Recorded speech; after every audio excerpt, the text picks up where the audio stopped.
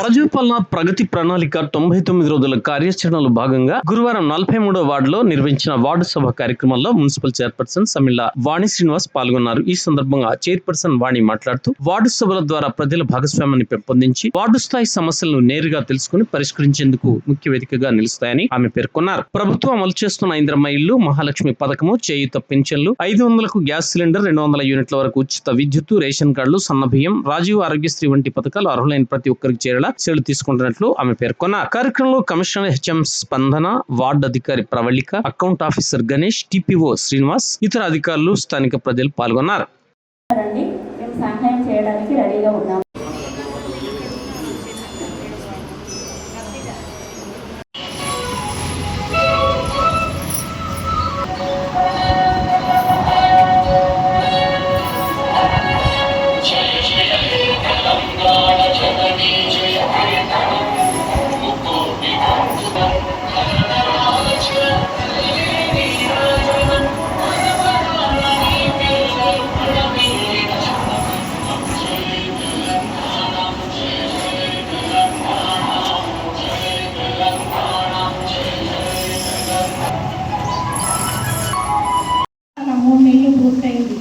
ఆర్థిక వసూళ్లు అధిగమిస్తూ గత పాలకుల తప్పిదాలను సరిచేస్తూ సంక్షేమ అభివృద్ధి విషయంలో రాజీ పడకుండా మన ప్రభుత్వం పనిచేస్తుంది.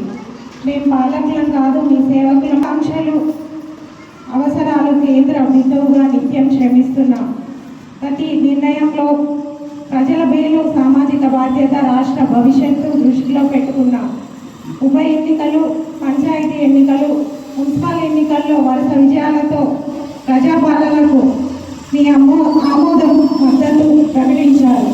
మీరు ఇచ్చిన ఈ ఫలితాలు మా బాధ్యతను మరింత పెంచాయి.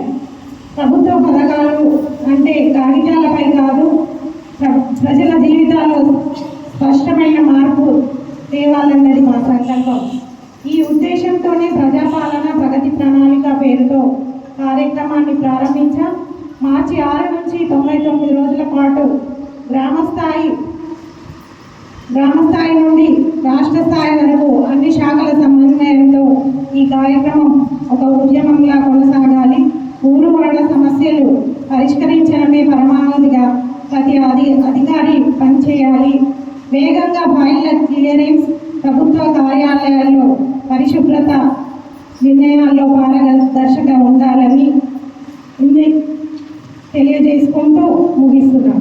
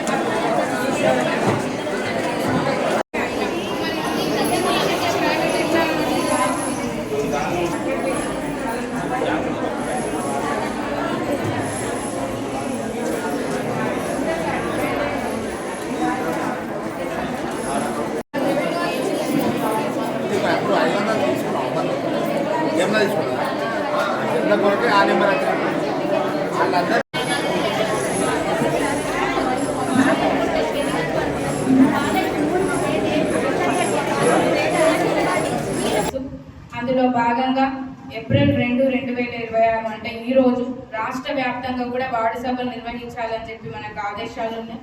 ఈ వార్డు సభలో మనం ముఖ్యంగా చర్చించవలసినటువంటి అంశాలు, ఎజెండాలో ఉన్న అంశాలు ఏంటంటే రాష్ట్ర ప్రభుత్వం ఏ పథకాలు అయితే ప్రజలకు లబ్ధి పొందాలని చెప్పి ప్రవేశపెట్టిందో వాటి యొక్క ప్రాముఖ్యతని డిస్కస్ చేయడం, ఆ లబ్ధిదారుల నుంచి కూడా మనము సలహాలు సూచనలు ఏమైనా ఉంటే తీసుకోవడం.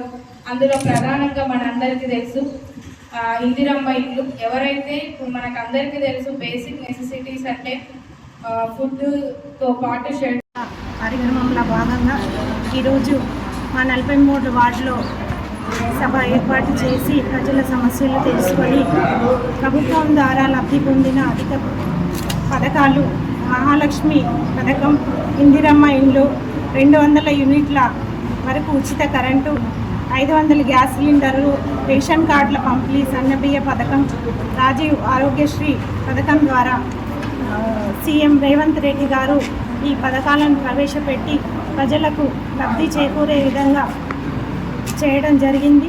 ఈ లబ్ధి పొందిన లబ్ధిదారులందరూ ఈ కార్యక్రమంలో పాల్గొని కొత్తగా ఏదైనా పిటిషన్లు ఉంటే సమర్పించి ఈ ప్రజాపాలన కార్యక్రమంలో ఇవ్వడం జరిగింది. దీన్ని త్వరగా మాకు సాధ్యమైనంత త్వరగా పరిష్కారం చేసుకొని వాళ్ళందరికీ లబ్ధి చేరే విధంగా కృషి చేస్తామని తెలియజేసుకుంటున్నాము. Thank you.